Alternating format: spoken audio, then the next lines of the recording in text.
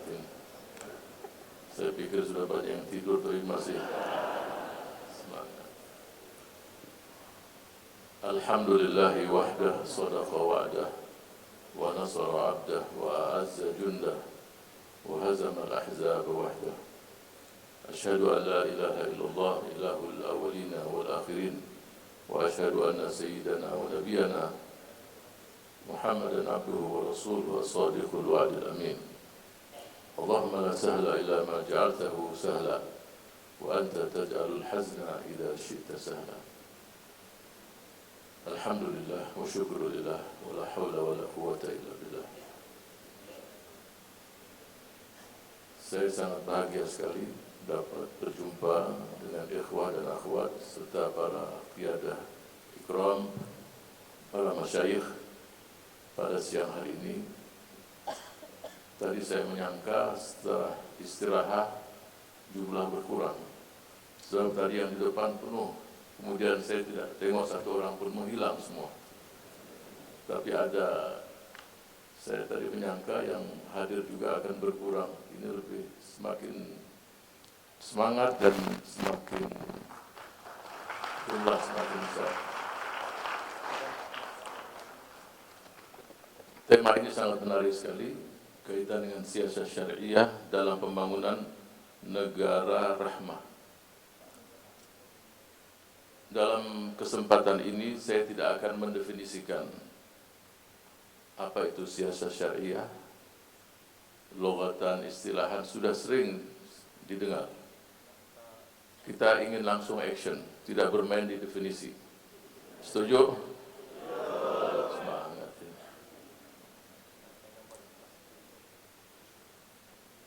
Paper yang kami buat hanya beberapa halaman, mungkin tidak sampai 10 halaman. Tapi yang penting bukan halamannya, isinya. Ada salah satu ulama mengatakan, jadilah engkau seseorang yang kalau diumpamakan seperti buku, banyak lembarannya, walaupun tidak ada judulnya. Dan jangan jadi seseorang yang ada judul, tapi ketika kita buat semuanya kosong. Yang dimaksud di sini adalah, walaupun orang tidak memberikan kita aplaus, nama kita tidak muncul di mana-mana, bahkan tidak menjadi buah bibir di masyarakat, tapi di sisi Allah banyak catatan-catatan kita yang ditulis oleh tinta emas yang nanti kita akan petik di akhirat kelak. Dan manusia yang semacam ini sedikit. Itulah prajurit-prajurit Allah yang tidak pernah tersebar namanya. Tetapi di alam akhirat selalu para malaikat menyebut siapa si fulan itu. Mudah-mudahan alangkah indah kalau nama dia di dunia juga muncul, dan di akhirat pula para ahlus sama juga mengenalnya. Itulah baginda Rasul sallallahu alaihi wasallam, junjungan kita, nabi kita, rasul kita, dan manusia yang paling kita cintai dan kita jadikan qudwah hasanah dalam perjuangan kita. Saya menjelaskan di sini pendahuluan tentang bagaimana Rasul kita sallallahu alaihi wasallam yang disebutkan dalam firman Allah, wa ma arsalnaka illa rahmatan lil alamin. Kalau beliau rahmat untuk alam semesta, kita yang bergabung dalam barisan dakwah ini, kita juga harus jadi rahmat. Paling sedikit dalam rumah tangga kita. Suami, istri, anak-anak, kalau si ayah datang rahmat. Istri pun menjadi rahmat untuk suami dan putra-putrinya. Alangkah indah kalau tetangga kita pun merasakan cahaya yang ada pada diri kita. Rahmat. Orang melihat saja sudah tertarik. Itulah Islam. Bukan ketika masuk di rumah, anak pun takut semua. Jadi sepatu orang tua itu masuk, jadi semakin lama ayah di luar, semakin senang mereka. Ini berarti rumah yang tidak ada kasih sayang. Kalau di rumah sendiri gagal, jangan berpikir untuk sukses di masyarakat. Tidak mungkin sukses. Negara rahmat itulah munculnya individu-individu semacam ini. Itu akan muncul satu masyarakat, satu negara yang benar-benar rahmat. Kita lihat hadis berikutnya. Inni lam ub'ats la'anan wa innama bu'istu rahmatan, rawahu Muslim. Itulah Islam. Sehingga ada seseorang yang bertanya kepada Rasul, seseorang yang sholat selalu di malam hari dan di siang hari berpuasa selalu, tetapi lidahnya selalu mencaci maki manusia. Apa sabda Rasul Sallallahu Alaihi Wasallam? Orang tersebut adalah penghuni neraka. Jadi akhlak, budi pekerti. Dalam sebuah hadis yang diriwayatkan oleh Imam Tirmidzi, wa qala hadisun hasanun sahih, su'ila Nabi sallallahu alaihi wa alihi wasallam an aktsari ma yudkhilun nasal jannah. Apa yang membuat manusia yang paling banyak masuk surga? Disebutkan dua hal. Setelah takwa Allah, husnul khuluq, budi pekerti yang bagus. Islam tersebar ke Asia Tenggara, Malaysia, Indonesia, Filipina, seluruhnya. Yang disampaikan oleh para ulama, para da'i, saya yakin mereka tidak tahu bahasa ini. Bahasa Melayu mereka tidak tahu. Dan di saat itu pun belum ada kamus-kamus bahasa Melayu, atau bahasa Jawa, atau bahasa Filipina. Tetapi masyarakat melihat, dan saat itu animisme luar biasa. Hindu juga tersebar di wilayah-wilayah ini dan agama Buddha. Tapi ketika mereka datang melihat para duat, kalau berbicara jujur, kalau berkata-kata dengan kata-kata yang penuh dengan kesantunan, akhlak yang mulia, murah senyum. Saya tidak tahu kalau bahasa Malaysia apa murah senyum. Mungkin di sini mahal senyum. Murah senyum artinya kemana-mana dia tersenyum. Senyummu di depan saudaramu sedekah. Asal jangan senyum sendirian. Ini bahaya. Harus ada saudara, harus ada yang di depannya baru tersenyum. Kalau setiap hari senyum sendiri, ini masalah juga. Masyarakat melihat jujur, akhlak, suka membantu, mereka bertanya siapa gerangan mereka-mereka ini? Siapa mereka-mereka ini? Mereka adalah orang-orang muslim, orang mukmin. Berbondong-bondong mereka masuk Islam. Dan itulah yang diberikan contoh oleh Rasul Sallallahu Alaihi Wasallam. Banyak mereka itu tidak mendengar ayat-ayat Al-Quran atau hadis-hadis Rasul, tapi mereka tertarik dan bergabung dengan Rasul kita Sallallahu Alaihi Wasallam. 100 menit lagi, wah masih lama. Aduh. Nah ini tidak adil, yang lain tidak dapat ini, saya sendiri yang dapat. Tapi tak apalah. Tadi undulnya 200, tapi dikurangi lagi 1, jadi 10 menit lagi tahu. Hidup ini artinya kalau kita ingin membangun negara rahmah, pasti juga kelompok yang lain pun akan membangun satu negara yang tidak ada kasih sayang di situ. Karena antara khair dan syar selalu dalam pertempuran peperangan.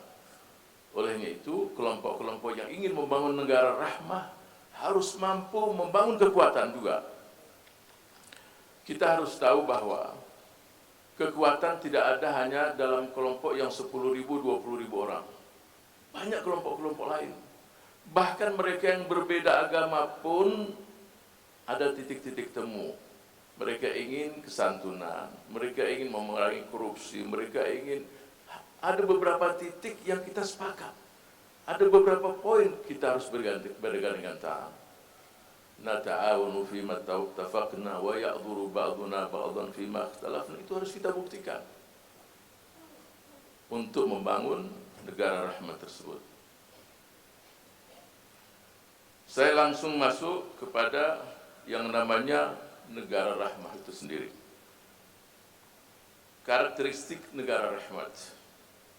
Pertama, al-hakimiyatu lillah. Itu harus. Kalau kita menjadikan rujukan selain Allah Subhanahu wa ta'ala, pasti negara tersebut tidak akan mendapatkan rahmat dari Allah Subhanahu wa ta'ala. Negara yang di situ masyarakat mendapatkan hidayah.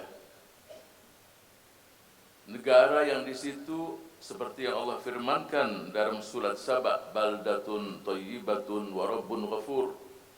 Banyak negeri-negeri yang makmur, tetapi Allah tidak memberikan rahmat di situ. Tidak mendapatkan ampunan dari Allah Subhanahu wa ta'ala. Negara yang masyarakatnya berupaya untuk mendapatkan kebahagiaan di dunia dan di akhirat kelak. Jadi bukan hanya di dunia saja, tapi di akhirat juga. Sebab dunia ini juga penuh dengan tipu daya. Kalau hanya mendapatkan kebahagiaan di dunia, dan itu pun sulit didapatkan. Banyak negara-negara yang income masyarakatnya tinggi, tapi di situ banyak masyarakat yang bunuh diri juga. Coba kita lihat, kenyataannya kebahagiaan itu bukan karena uang yang banyak. Onassis, siapa yang tidak kenal dengan Onassis? Umur 38 tahun, bunuh diri. Punya pulau, punya ini, punya semuanya. Akhirnya juga bunuh diri. Miliarder yang sekian banyak juga jumlahnya, artis juga endingnya terakhirnya juga bunuh diri. Dia tidak mendapatkan kebahagiaan di negerinya, bahkan di dirinya sendiri yang memiliki segala-galanya.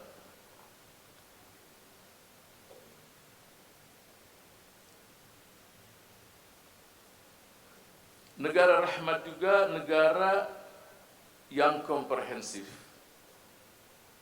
memperhatikan dari semua sisi kehidupan. Jadi, negara rahmat juga adalah negara yang ramah untuk anak-anak. Jadi budak-budak kecil mendapatkan rahmat. Artinya di tempat-tempat tertentu dia mendapatkan sesuatu yang dia cari. Untuk orang-orang tua pun juga mendapatkan rahmat. Untuk penyandang disabilitas, orang buta, orang yang tidak punya kaki juga rahmat di situ. Untuk lansia, untuk anak-anak. Kalau lansia dalam bahasa Indonesia itu yang lanjut usia. Orang yang umur 60 tahun ke atas. Lansia. Lanjut usia. Tapi meninggal juga. Negara yang memiliki tawazunitas, keseimbangan. Wabtaghi fima ataqallahu ad-daral akhirata wa la tansa nasibaka minad dunya. Itulah negara rahmat itu sendiri. Kemudian negara rahmat juga adalah negara yang kreatif, yang menginginkan masyarakatnya memunculkan ide-ide yang brilian. Afala ta'qilun, afala tatafakkarun, ya ulil albab. Akan digunakan akal ini untuk mensejahterakan masyarakat. Karena untuk keberhasilan sesuatu, apapun yang ingin kita capai, ada dua hal yang penting. Yang pertama, munculkan ide-ide yang brilian, arak yang bagus. Yang kedua, kolaborasi. Kita lakukan ta'awun, kerjasama, untuk mencapai pada tujuan yang kita inginkan.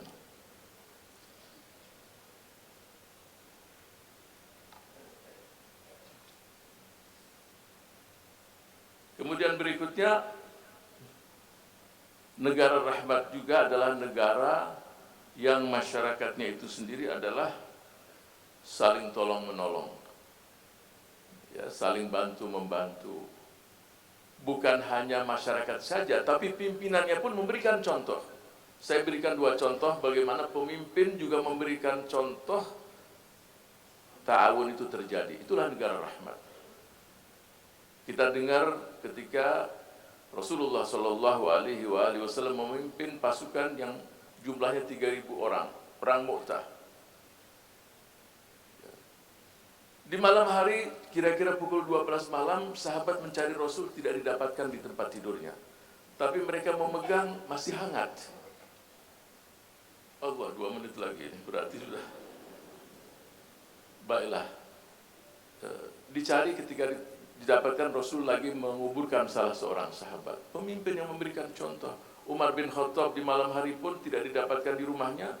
Dia dengan istrinya Ummu Kulsum, ada seorang Badui yang di padang pasir ingin melahirkan, tidak ada yang membantu, dia dan istrinya pun membantu untuk melahirkan anak tersebut. Negara rahmat. Contoh-contoh sangat banyak, tapi waktu sudah tidak cukup lagi. Saya terus masuk dalam prinsip-prinsip siasat syariah. Nah, di sini ada 2 hal dalam prinsip-prinsip siasat syariah.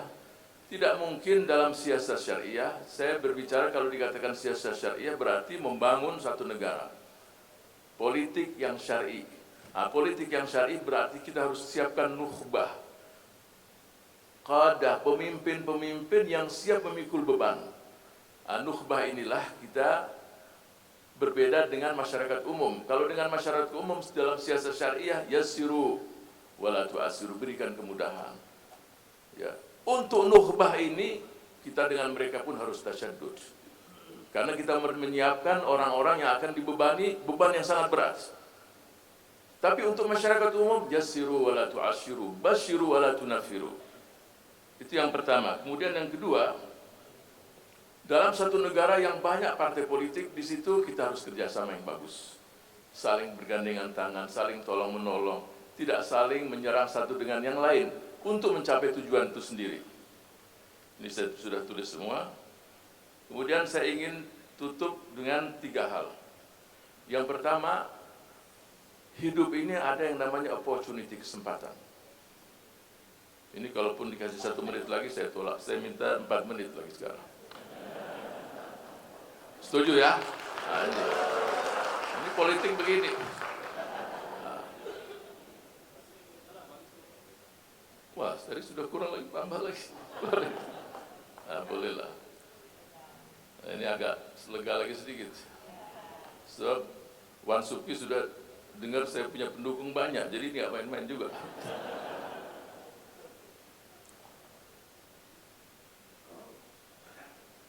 Pertama, di suatu negara banyak partai-partai politik Islam. Kita harus saling bergandengan tangan, saling tolong-menolong, apalagi visi dan misi tujuan kita satu. Jangan sampai terjadi perselisihan. Terus terang kita membuat kita prihatin apa yang terjadi di tempat negara-negara saudara-saudara kita. Sebab kalau sudah masuk peperangan, sulit untuk keluar. Dan kita pun merasa juga berdosa. Indonesia bangsa yang besar, yang punya penduduk sekian ratus juta, 220 juta umat Islam. Malaysia juga penduduknya besar. 2 negara ini belum memberikan kontribusi yang bagus, yang pas untuk bagaimana meredakan apa yang terjadi di negeri dan tempat saudara-saudara kita. Saya ingin sampaikan 3 hal. Yang pertama, siasat syariah ini sendiri juga tidak semua negara mampu untuk mendapatkannya.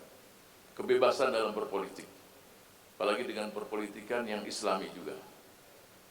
Ada salah satu orang memberikan cincin kepada ahli mengukir cincin. Tolong tulis di cincin ini sesuatu yang aku akan ingat selalu. Dari pengalaman hidup kamu apa, tulis di situ. Yang mengukir cincin ini orangnya sudah usia 70 tahun. 1, 2, 3 bulan dia belum tulis.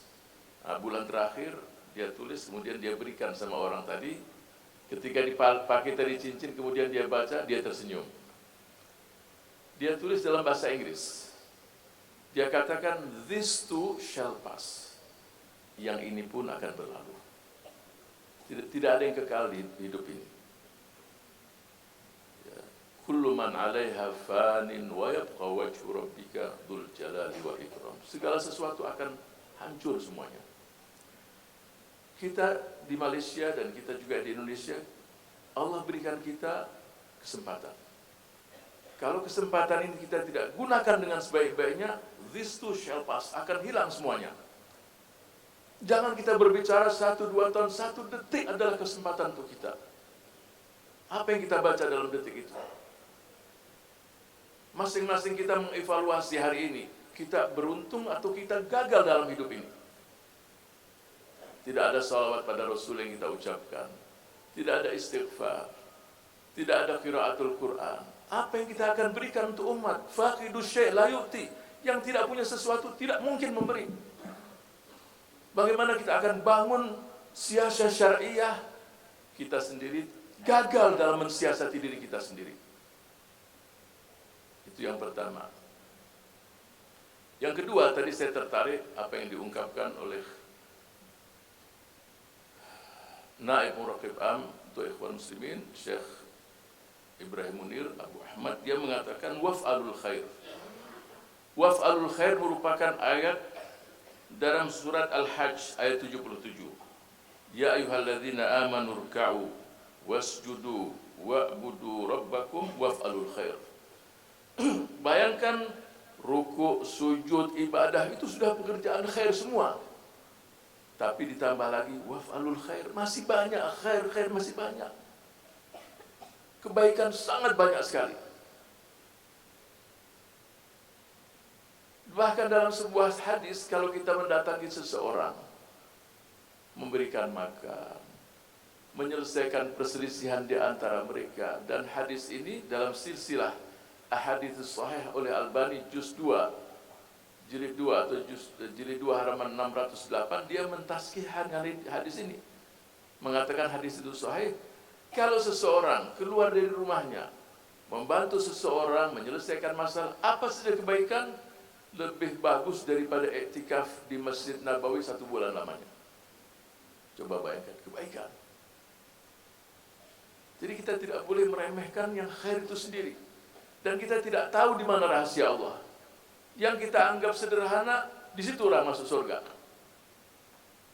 Banyak kita dengar cerita-cerita di masyarakat kita.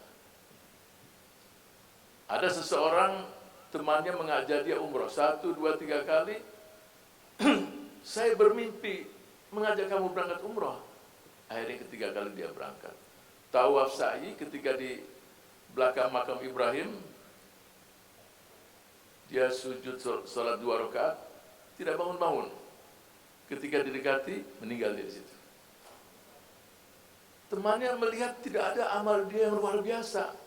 Tanya sama istrinya, istri mengatakan dia setiap hari memandikan orang tua yang sudah tidak bisa berjalan, sakit di tempat tidur. Setiap hari. Dia bersihkan, dia kasih makan, itulah yang membuat dia masuk surga. Jadi ada perbuatan waf'alul khair, berbuat baik, berbuat apa saja kebaikan. Sebab kita tidak tahu kebaikan apa yang Allah cintai. Kebaikan itu yang membuat kita dapat ridhonya. Kemudian yang berikutnya, Al-Imam Al-Hasanul Basri ketika mengantarkan jenazah, dia tanya dengan yang di sebelahnya, wahai saudaraku, engkau tahu siapa yang meninggal ini? Tahu. Kenal. Saya ingin tanya sama kamu, kalau orang ini dikembalikan ruhnya, kemudian dia hidup, dia akan buat baik tidak? Berbuat baik itu banyak. Birrul walidain, pada keluarganya, semuanya. Pasti guru, pasti ustadz, pasti syekh, kalau dikembalikan, dia pasti akan berbuat itu semua. Apa kata Imam Hasan al-Basri, wahai si fulan, dia sudah tidak punya peluang. Yang punya peluang adalah kamu untuk berbuat baik. Yang punya peluang kita yang masih ada di tempat ini untuk waf'alul khair. Berbuatlah baik.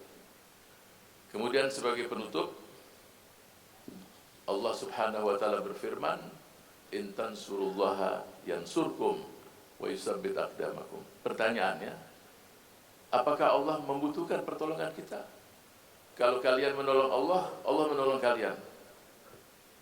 Allah membutuhkan pertolongan kita atau tidak? Tidak butuh. Terus apa maknanya? Menangkan Allah dalam ibadah kalian.